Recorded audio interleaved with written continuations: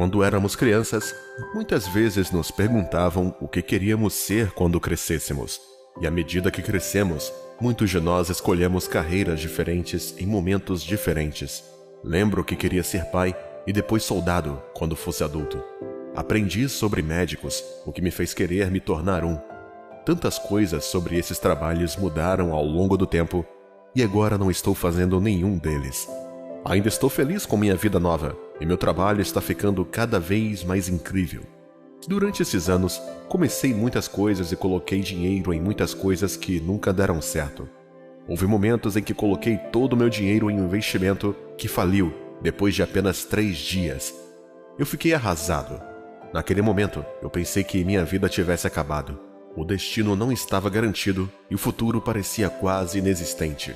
Um dia eu estava olhando no meu telefone e vi um vídeo de um pregador dando um sermão retirado de Jeremias capítulo 29, versículo 11. Porque eu bem sei os pensamentos que tenho a vosso respeito, diz o Senhor, pensamentos de paz e não de mal, para vos dar o fim que esperais. Esta passagem bíblica começou a abrir meus olhos para muitas possibilidades, e eu quero que você as veja comigo. Isto é Deus dizendo a você e a mim sobre si mesmo e como Ele se sente. Ele está pensando em você. Deus está sempre pensando em você e no que você precisa. O coração de Deus é um lugar maravilhoso para se estar. Ele não disse apenas que estava pensando em você. Ele também disse que estava pensando coisas boas sobre você. Os pensamentos de Deus sobre você são feitos para levá-lo onde você quer estar. Não o fim que outra pessoa quer para você, mas o fim que você e Deus planejaram. Deus disse que seu assunto está sempre em sua mente. Então isso significa que Ele sabe sobre sua situação atual, não importa qual seja. Quando você começa a entender que Deus viu sua situação, antes mesmo de você senti-la, seus problemas começaram a ser resolvidos. Deus, que tudo pode e lhe deu o poder de fazer tudo por meio dele, está pensando em você. Em seu mundo, não existe a tal coisa de desistir. Na Bíblia, há uma história sobre um profeta. Houve muitos grandes profetas em Israel, mas o profeta Elias está entre os principais. Ele ganhou notoriedade como profeta de Deus, depois de uma disputa entre os sacerdotes de Baal e ele mesmo. Sua escrita era tão conhecida que a rainha da terra tentou matá-lo. Quando este profeta soube dessas ordens, ele fugiu porque temia por sua vida. Um profeta que chamou o fogo do céu e matou todos os profetas de Baal em uma reunião, desistiu e pediu a Deus que acabasse com isso e o levasse para casa.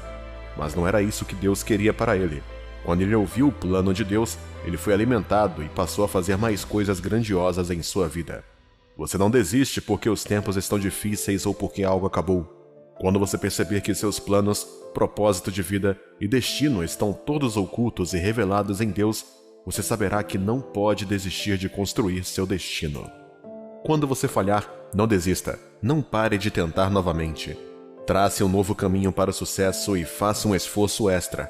Eu estou encorajando você a dizer para si mesmo: não vou desistir. Não vou tentar melhorar sem melhorar minha atitude e habilidades e finalmente dizer: eu vou conseguir isso e vou chegar lá. Não há espaço para desistir.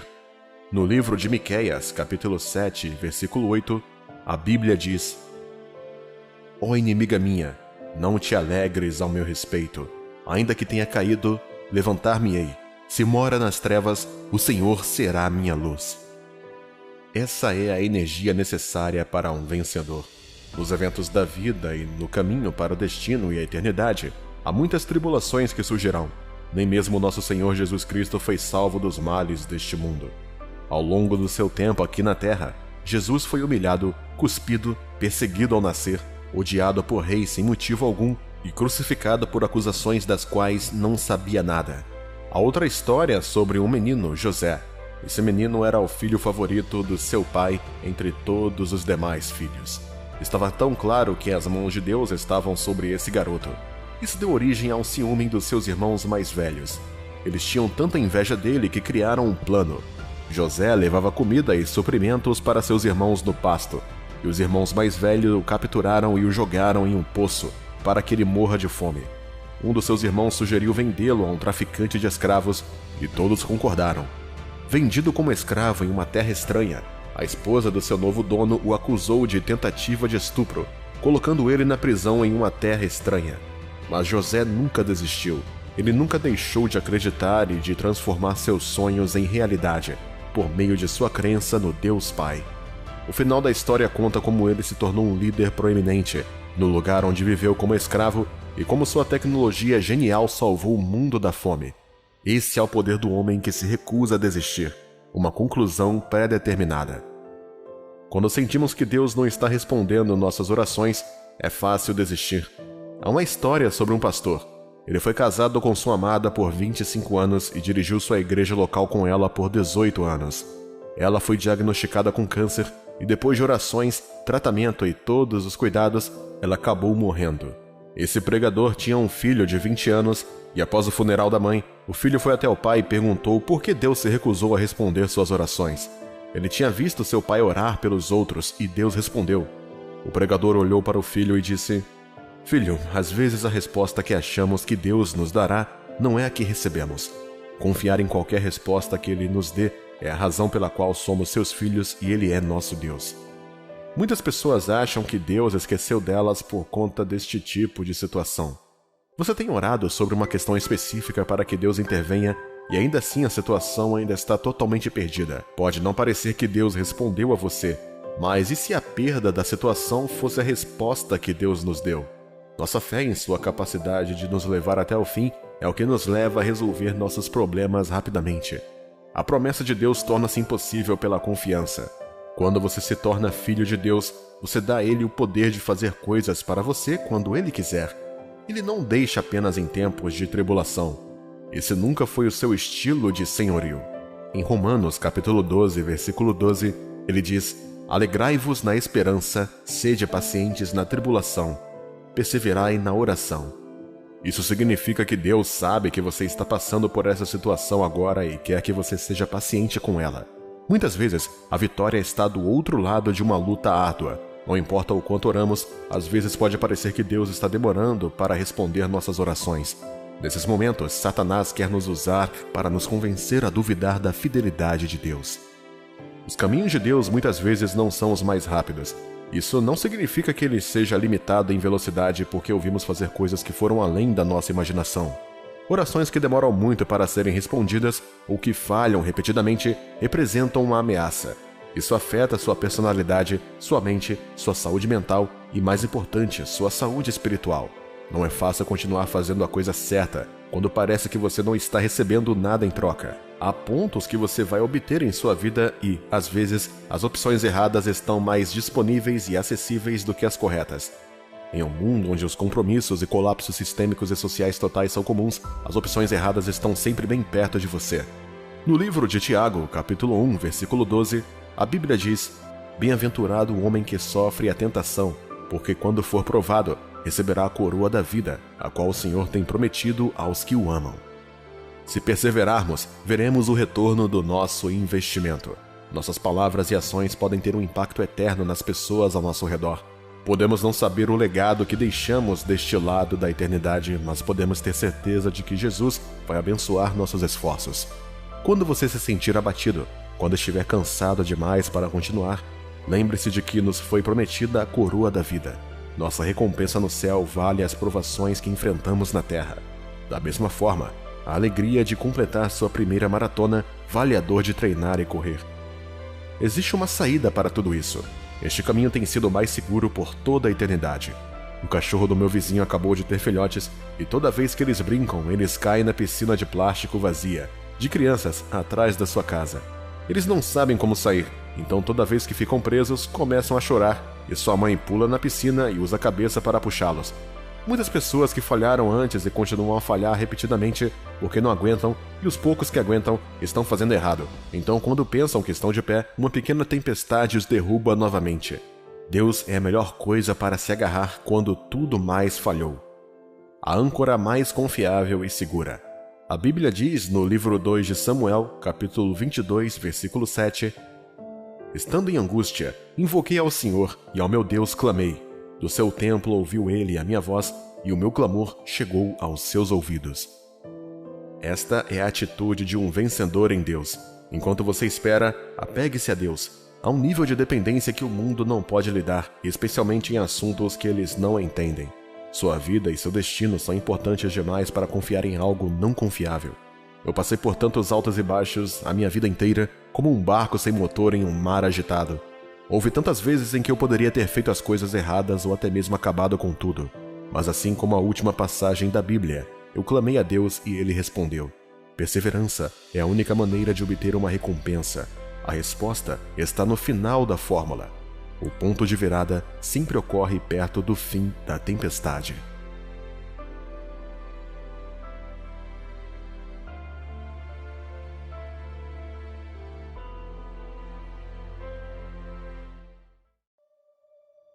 Deixe-me contar uma coisa que alguém me contou uma vez sobre a vantagem dos crentes em Cristo Jesus.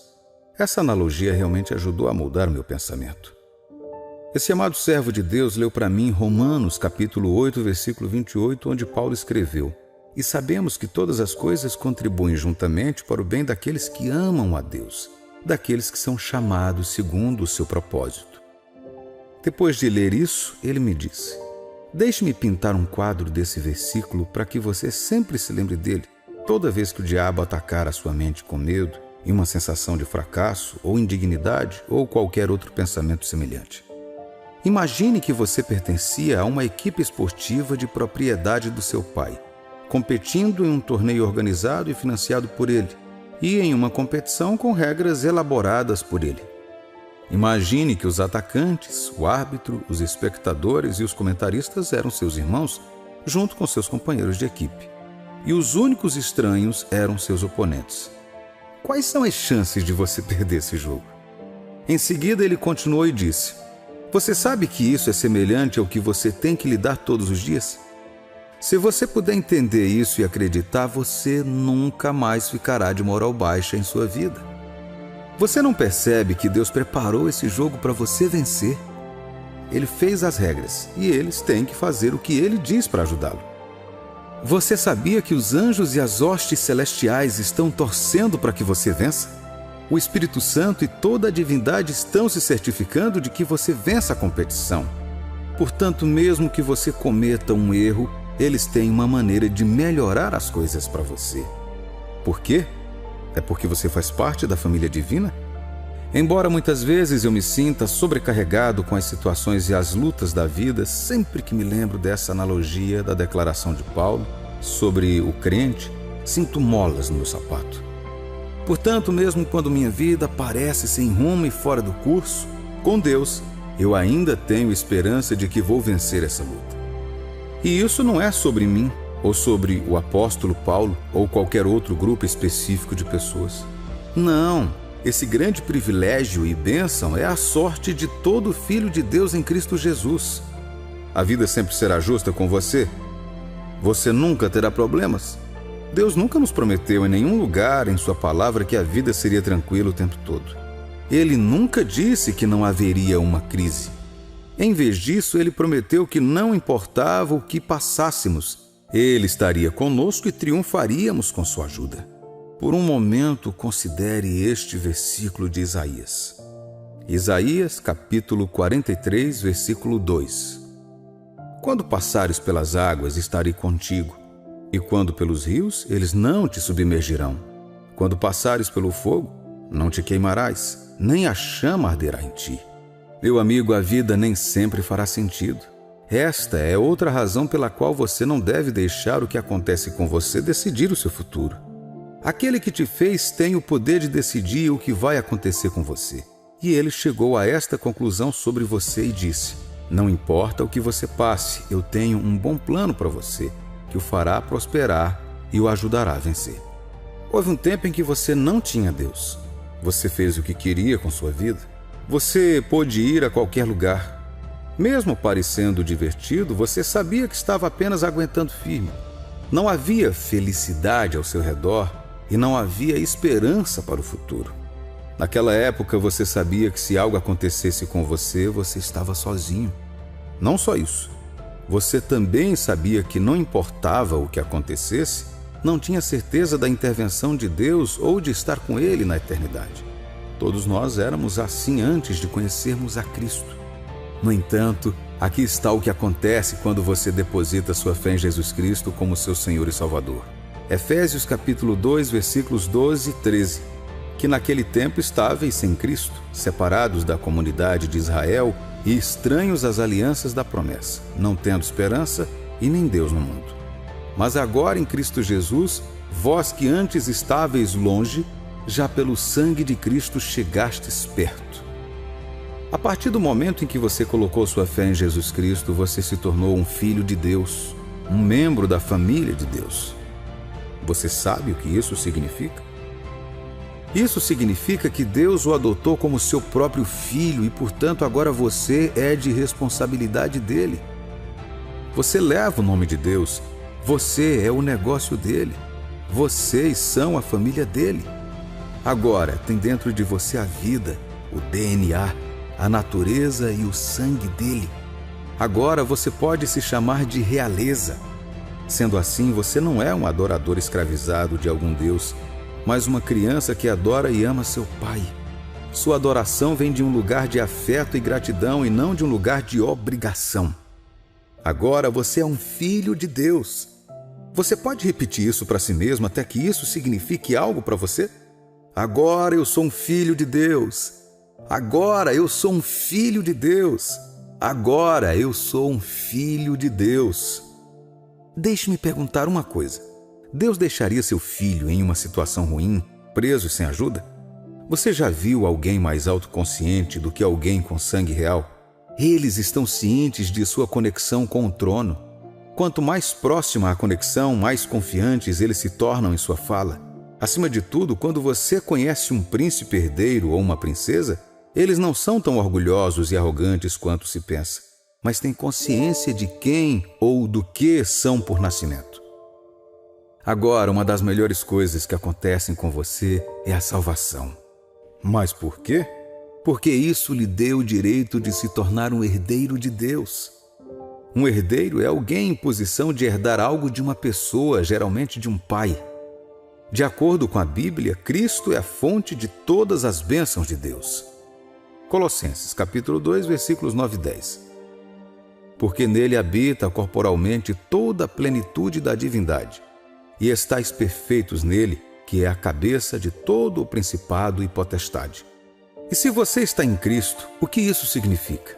Isso significa que agora tudo é seu. Repita isso para si mesmo. Tudo o que Deus tem está em Jesus. E porque eu estou em Jesus, tudo o que Deus tem está disponível para mim. Eu tenho acesso à graça de Deus.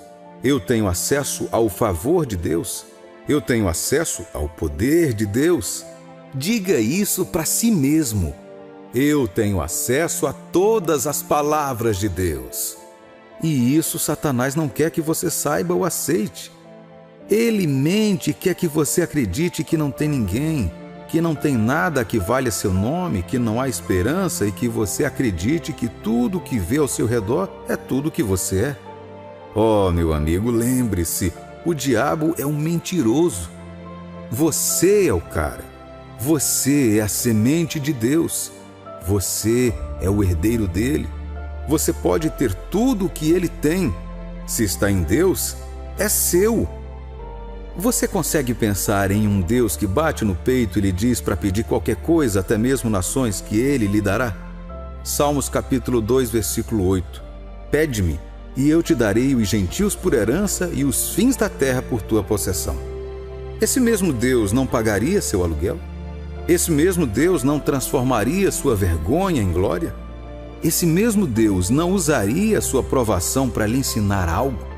Ele não transformaria algo planejado para o mal em algo bom? Você não confiaria nele para salvá-lo da condenação certa? Vamos lá, saia dessa mentalidade de derrota e escravidão. Confie em Deus. Tudo funciona para o seu bem, meu amigo. Tudo.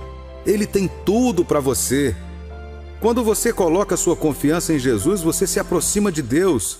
Você não é mais aquele que está indo e vindo.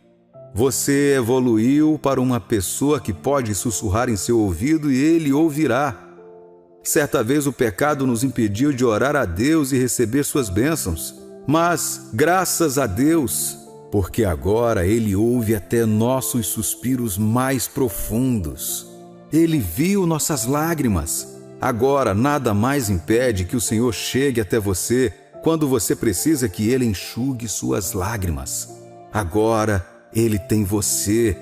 Agora você não está sozinho. Ele está sempre ao seu lado. Há muitos benefícios em estar perto de Deus. É uma lista sem fim. É uma posição espiritual, não geográfica. Essa posição está em Cristo Jesus. Então, onde quer que você vá, Ele estará lá. Ouça isto. Você ainda pode ser feliz, mesmo que você perca seu emprego, sua promoção ou um presente valioso que recebeu. Mesmo quando você olhava para si e pensava que não havia mais nada de bom em você por causa de sua deficiência, ou quando você não podia ir à faculdade como todo mundo. Aquele momento em que parecia que todo mundo estava progredindo, exceto você. Mesmo que a situação não seja desesperadora, agora você está perto de Deus. Existe um plano para você.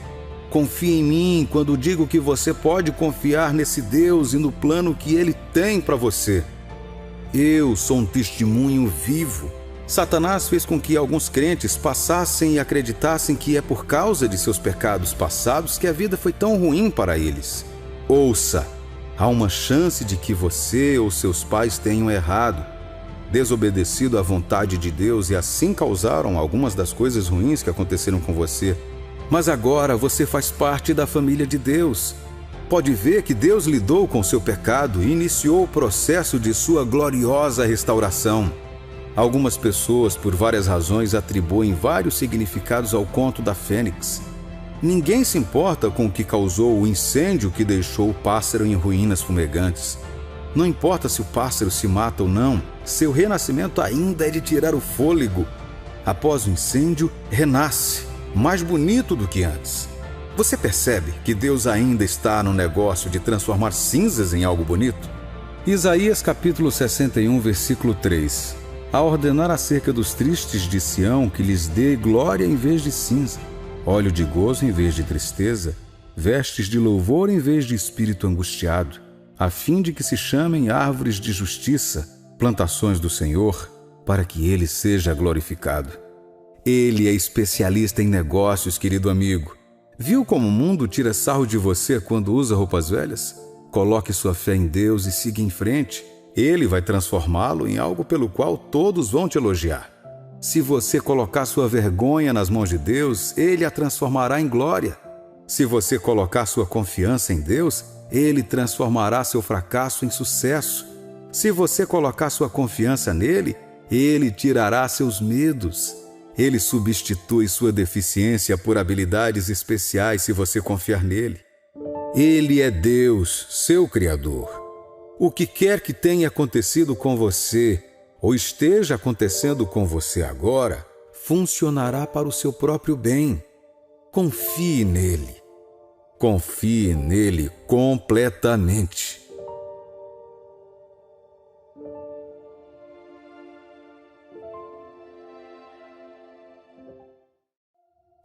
Para que eu pudesse transmitir essa mensagem a você corretamente, eu sabia que tinha que me colocar no seu lugar. Eu sabia que tinha que ser honesto comigo mesmo sobre uma coisa. Pode ser muito difícil continuar acreditando que Deus ainda está trabalhando quando tudo na minha vida diz o contrário. Quando as coisas estão indo bem para outras pessoas e sinto que tudo está dando errado, pode ser difícil acreditar que Deus ainda está trabalhando. Você pode estar orando sobre algo, mas continua piorando em vez de melhorar. Como você acha que Deus ainda está trabalhando neste caso? Acredite em mim. Eu sei o que é estar em tal situação. No entanto, eu quero dizer isso a você. Ainda assim, atreva-se a acreditar em Deus. Não importa onde estejamos, o maior bem que podemos fazer por nós mesmos é continuar acreditando que Deus é para nós. Olha, o mundo hoje não encoraja você a acreditar em Deus, a confiar no processo de sua obra. Não quer que você cumpra as promessas de Deus. Isso o pressionará tanto que você começará a pensar que Deus está realmente contra você. O mundo quer que você assuma o controle de sua vida sozinho. Ele quer que você se prepare e vá interpretar seu próprio herói. No entanto, querido filho de Deus, Você pertence a Deus. Seu destino está nas mãos dele. Ele te ama tanto que acha que seria errado te esquecer. Veja como os versículos a seguir descrevem isso. Isaías 49, 14 e 16. Porém, Sião diz: já me desamparou o Senhor, e o meu Senhor se esqueceu de mim. Porventura pode uma mulher esquecer-se tanto de seu filho que cria, que não se compadeça dele, o filho do seu ventre? Mas ainda que esta se esquecesse dele, contudo eu não me esquecerei de ti. Eis que nas palmas das minhas mãos eu te gravei. Os teus muros estão continuamente diante de mim. Hebreus 6:10. Porque Deus não é injusto para se esquecer da vossa obra, e do trabalho do amor que para com o seu nome mostrastes, enquanto servistes aos santos, e ainda servis. Talvez você esteja sentado aí agora, olhando para a sua vida ou situação, e parece que nada está acontecendo. Quero que você saiba, sem sombra de dúvidas, que mesmo naquele momento em que parece que nada está acontecendo, Deus ainda está trabalhando em segundo plano. Lembre-se do que Ele disse sobre cada um de seus filhos em sua palavra. Ele tem um plano para nossas vidas, e mesmo que não pareça agora, este plano destina-se a ajudá-lo. Eu não sei como, nem posso dizer que sei exatamente o que Ele está fazendo, mas permita-me encorajá-lo com estas palavras. Ouse continuar acreditando em Deus. Você sabia que, mesmo antes de começar a acreditar nele, Deus já tinha você em mente? Mesmo antes de você vir a Ele, Ele já havia começado a fazer planos para salvá-lo? Pense nisso por um momento. A Bíblia diz que mesmo quando nós, você e eu, ainda éramos pecadores, Cristo morreu por nós. Mesmo antes de você reconhecê-lo em sua vida, Deus deu seu Filho para salvá-lo. Antes de você pisar em direção a Ele, Ele já estava correndo em sua direção. Antes de você chamá-lo, Ele estendeu as mãos em sua direção. Agora, pense por um momento. Se Ele fosse tão longe para salvá-lo, você acha que Ele faria tudo isso para deixá-lo do jeito que você está ou onde está agora? Paulo disse em Romanos 8:32, aquele que nem mesmo a seu próprio Filho poupou, antes o entregou por todos nós. Como nos não dará também com Ele todas as coisas?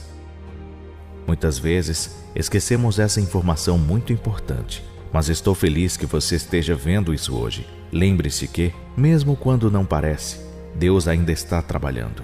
Quando você está se candidatando a um emprego e parece que ninguém quer empregá-lo, Deus ainda está trabalhando em seu nome. Quando você está trabalhando e trabalhando, dando o melhor de si, e ninguém parece apreciar ou mesmo reconhecer, Deus ainda está trabalhando.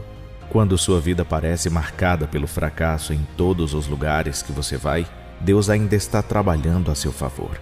Ouça, você não precisa entender todos os detalhes. Encontre força nessas palavras. Deus nunca falhará com você. Mesmo que pareça que Ele o fez, Ele nunca o fará. Você consegue se imaginar no lugar de José? Visualize-se cheio de esperança e vontade de tornar seus sonhos e aspirações uma realidade. Então, de repente, toda a estrutura desaba como um castelo de cartas. Imagine como José deve ter se sentido quando seus próprios irmãos planejavam matá-lo, antes de finalmente concordarem em vendê-lo como escravo. Imagine-se no lugar de José, quando ele foi reduzido do status de um garoto rico, quase como um príncipe, a um escravo em uma terra estranha, longe de casa. Ele não conseguia escrever uma carta para o pai. Não havia telefone para entrar em contato com a casa. Você se sentiria perdido e sozinho, abandonado em tal situação. E mesmo quando as coisas pareciam se acalmar um pouco, e ele estava bem na casa de seu mestre, ele foi incriminado pela esposa do mestre e enviado para a prisão sem julgamento. Lembre-se de que esse mesmo José se recusou a pecar com a esposa de Potifar, por causa de seu temor a Deus. Gênesis 39, 7 e 9. E aconteceu depois destas coisas que a mulher do seu senhor pôs os seus olhos em José e disse: deita-te comigo. Porém ele recusou e disse à mulher do seu senhor: eis que o meu senhor não sabe do que há em casa comigo, e entregou em minha mão tudo o que tem. Ninguém há maior do que eu nesta casa, e nenhuma coisa me vedou, senão a ti, porquanto tu és sua mulher. Como, pois, faria eu tamanha maldade e pecaria contra Deus? Ele estava muito consciente em agradar a Deus. No entanto, sua própria vida levantaria a questão: onde estava Deus em tudo isso? Por que Deus não o exonerou de todas as acusações? Porque Deus permitiu que ele fosse preso? Onde estava Deus quando ele estava sendo acusado injustamente e depois enviado para a prisão? Mas, querido amigo, sentiríamos falta de Deus se quiséssemos tão rápido tudo do jeito que queremos. Mas se você olhar de perto, do começo, do meio e do final da vida de José, Deus estava envolvido. Mesmo na casa de seu mestre, a Bíblia disse que Deus estava com ele e lhe concedeu favor, fazendo com que tudo o que ele fazia prosperasse. Embora fosse uma casa de escravidão, ele ainda prosperava lá. Ele foi isento dos sofrimentos dos outros servos. A maioria de seus servos teria sido morta, mas Deus fez com que eles o prendessem em vez disso. Por quê? Porque José fez o que estava escrito. Deus estava ocupado nos bastidores. Tudo estava indo do jeito que havia sido planejado. Mesmo na prisão, Deus estava com ele e lhe concedeu favor. Olha, como eu sei que Deus está sempre trabalhando e estava trabalhando na vida de José, mesmo nessa situação. Não foi por acaso que José foi preso na prisão real.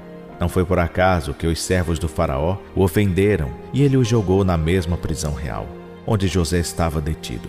Não foi por acaso que ambos tinham um problema naquela prisão que só José poderia resolver. Também não foi por acaso que a interpretação de José estava certa. E aconteceu exatamente como ele disse que aconteceria. Isso não é tudo, meu amigo. Lembre-se, eu disse, mesmo quando não parece, Deus ainda está trabalhando. Você deve se atrever a continuar acreditando. Depois de tudo o que aconteceu, tudo voltou a ser como costumava ser. O servo foi libertado e se esqueceu de José. Eu gostaria de acreditar que Deus permitiu que ele esquecesse. Por quê?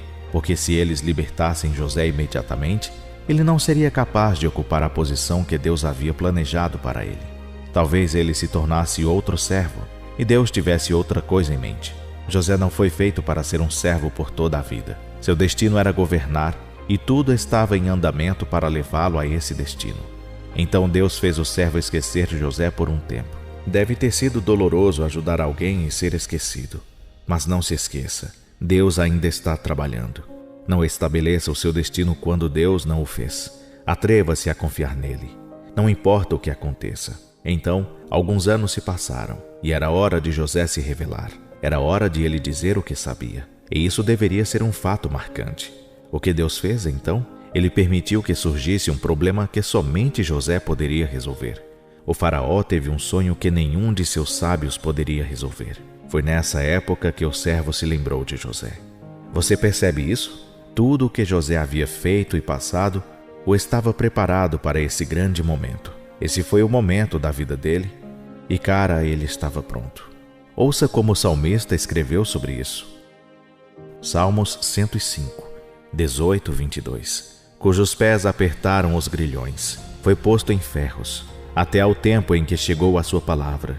A palavra do Senhor o provou, mandou o rei e o fez soltar, o governador dos povos e o soltou.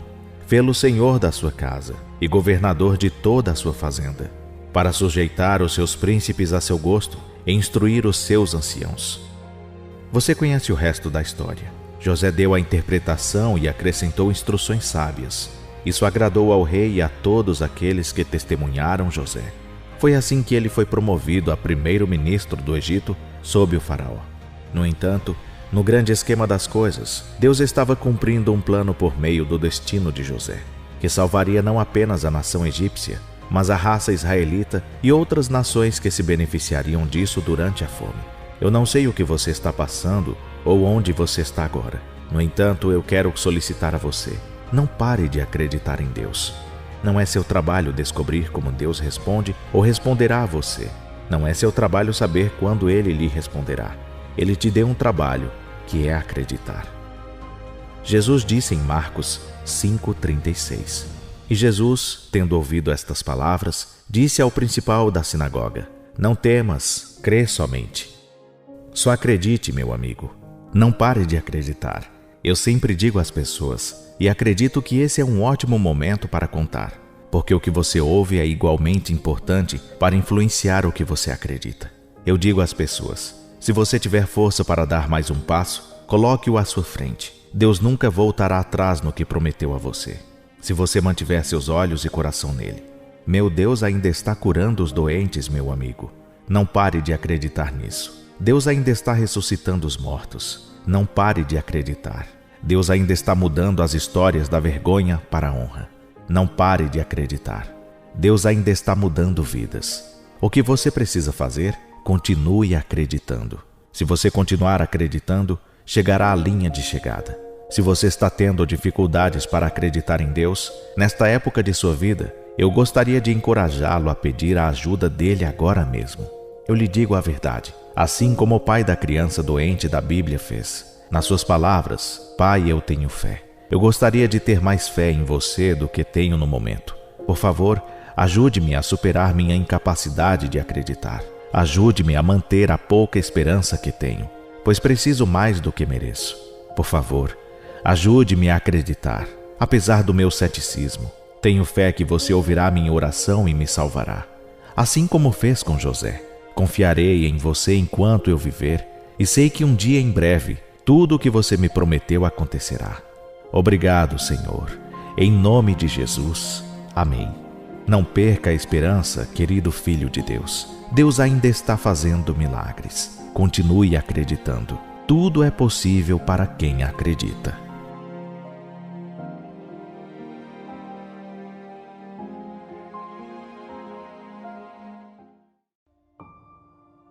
Lucas capítulo 5, versículo 16. Ele, porém, retirava-se para os desertos e ali orava. Jesus estava quase sempre cercado por pessoas, mas passar algum tempo a sós com Deus era importante para ele. Ele garantiu que encontrasse tempo para ficar a sós com o Pai. Ele frequentemente se retirava da multidão ou ia para a encosta da montanha para orar. Ele até passou 40 dias no deserto sozinho, orando e jejuando. Veja, todos nós precisamos criar tempo para ficar a sós com Deus. Em nossa caminhada de fé, precisamos voltar constantemente para Deus em silêncio. Não só porque Ele exige isso de nós, mas porque é bom para nós. Isso nos torna mais fortes como pessoas. Deus quer que encontremos uma maneira de excluir tudo e a todos, para que possamos passar um tempo orando e lendo Sua palavra. É verdade que para alguns ficar sozinho com Deus é mais fácil do que para outros. Nossas diferenças de personalidade tornam mais fácil ou mais difícil dedicar um tempo a sós com Deus. Sua personalidade talvez seja naturalmente mais confortável estando sozinha. Você realmente não precisa de pessoas ao seu redor e é mais feliz assim. Para outros, ficar sozinho pode ser difícil. Pode parecer solitário, desconfortável e até estranho, porque sua personalidade ganha vida quando está perto de pessoas. Mas, se você gosta de ter pessoas ao seu redor ou não, Deus quer que todos nós reservemos tempo para ficar a sós com Ele. Longe das demandas da vida, longe do barulho e do clamor, longe das muitas vozes, das opiniões e conselhos das pessoas, longe da pressão dos colegas e das pressões sociais. Veja bem, estar sozinho com Deus é a única maneira pela qual o seu eu espiritual está rejuvenescido e revigorado, diretamente na presença de Deus. Se sua fé estiver baixa, passe um tempo a sós com Deus, e Ele a fortalecerá. Se você estiver se sentindo cansado de espírito, passe algum tempo sozinho na presença de Deus e Ele o reanimará. Você tem alguma decisão importante a tomar e precisa da orientação de Deus? Passe algum tempo sozinho ouvindo sua voz e Deus falará com você. Ficar a sós com Deus é um momento em que Ele se revela a você. Em Jeremias capítulo 29, versículo 13, ele diz: E buscai-me-eis e me achareis, quando me buscardes com todo o vosso coração. Buscar a Deus com todo o seu coração significa que você dá a Deus sua completa devoção e atenção. Isso significa que você colocou o Criador do universo como prioridade. Isso significa que Deus está acima do seu trabalho, família, amigos ou até mesmo da igreja. Há momentos em que nossas agendas lotadas na igreja nos impedem de nos concentrar naquele que viemos adorar. Somente quando você se esforçar para estar a sós com Deus, você o encontrará. E não me refiro a ficar sozinho porque você está tentando escapar de qualquer coisa ou não quer assumir nenhuma responsabilidade. Não estou falando sobre ficar sozinho porque você acha que é melhor do que seu irmão ou porque acha que é bom demais para se misturar com outras pessoas. Eu não estou falando sobre ficar sozinho porque você está deprimido. Não, Se você está deprimido, por favor, encontre uma maneira de obter ajuda, receber conselhos, encontrar alguém para orar com você e caminhar com você nesses tempos sombrios. Estou falando sobre ficar sozinho para que você possa passar um tempo com Deus. Encontre tempo, uma vez por dia ou várias vezes ao dia.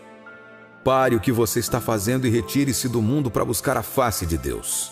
Antes de escolher seu cônjuge ou comprar aquela casa, antes de mudar de emprego ou comprar esse seguro. Em qualquer coisa que você esteja fazendo, reserve um tempo a sós com Deus para que Ele direcione seu caminho. Você perderá menos tempo cometendo erros ou fazendo coisas que Deus nem mesmo chamou para fazer. Antes de escolher seus 12 discípulos, Jesus saiu para orar. Antes de começar seu ministério, levou 40 dias sozinho para orar e jejuar. Antes de ser crucificado, passou um tempo a sós com Deus para que pudesse ser fortalecido por dentro. Se você está procurando clareza sobre uma situação em sua vida, passar um tempo sozinho pode ser a única maneira de entender o que Deus quer para você ou de você. Porém, vivemos em uma época em que não sabemos ficar sozinhos. Mesmo quando estamos tentando ficar sozinhos ou agindo como se estivéssemos sozinhos, estamos tirando selfies de tudo o que estamos fazendo e publicando nas redes sociais. Você tira uma foto de si mesmo orando, #hora da oração. Você tira uma foto de si mesmo tomando café de manhã, #tomando um café da manhã.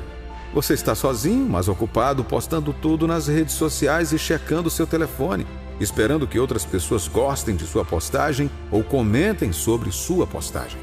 Não, esse não é o tempo de silêncio que você precisa com o Senhor. Você está apenas solitário se você fizer isso. Isso é atrair o foco para si mesmo em parte sem importância da sua vida. Você está procurando amor nas redes sociais e quando ele não chega, você se sente ainda mais solitário. Não me entenda mal. Nem sempre é ruim compartilhar o que você está fazendo nas redes sociais. Às vezes isso ajuda outras pessoas. Mas se você está fazendo isso por atenção ou amor, esses são os motivos errados e são um sinal de que você está sozinho. Para estar verdadeiramente a sós com Deus, pode ser necessário deixar de lado todos os aparelhos eletrônicos, abster-se de usar as redes sociais, enviar mensagens de texto, tirar fotos e fazer ligações telefônicas. Isso significa que você fecha a porta e entra no quarto de oração, onde é apenas você e Deus passando tempo juntos. Trate-se de ter conversas significativas com Deus e reservar tempo para estudar sua palavra. É quando todos os outros ruídos foram abafados e a única coisa que você pode ouvir é a voz de Deus Todo-Poderoso falando ao seu coração. Curiosamente, Deus também quer que fiquemos sozinhos às vezes, simplesmente para descansar. Sim, descanse. Marcos capítulo 6, versículo 31. E ele disse-lhes: Vinde vós aqui à parte a um lugar deserto e repousai um pouco. Porque havia muitos que iam e vinham e não tinham tempo para comer. No mundo em que vivemos hoje, glorificamos o fato de estarmos ocupados.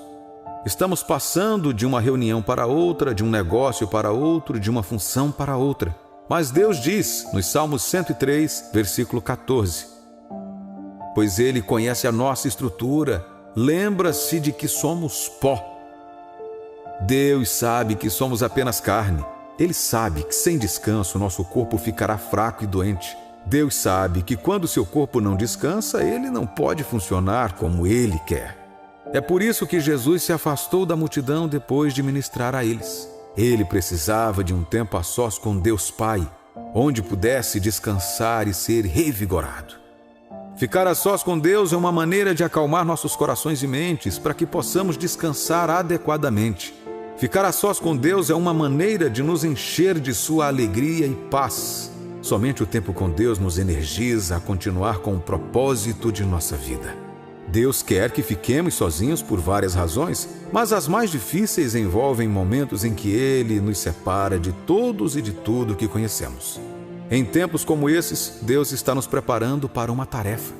Você se vê pensando de forma diferente e vendo a vida de uma perspectiva diferente. Deus usa esses momentos solitários para nos preparar para a sua direção e seus propósitos para nós. São momentos em que você pode ter pessoas ao seu redor, mas ainda assim se sente sozinho, porque está em uma época de separação e santificação. Durante os tempos de isolamento, Deus fortalece nossa determinação, nos treina para discernir melhor sua voz e nos encoraja a parar de buscar validação nas opiniões dos outros. Veja bem, se você se importa muito com o que as outras pessoas pensam a seu respeito, você nunca fará um trabalho significativo para Deus. Para ser corajosamente a voz de Deus em sua geração, você precisa ser uma pessoa que não esteja preocupada em agradar as pessoas.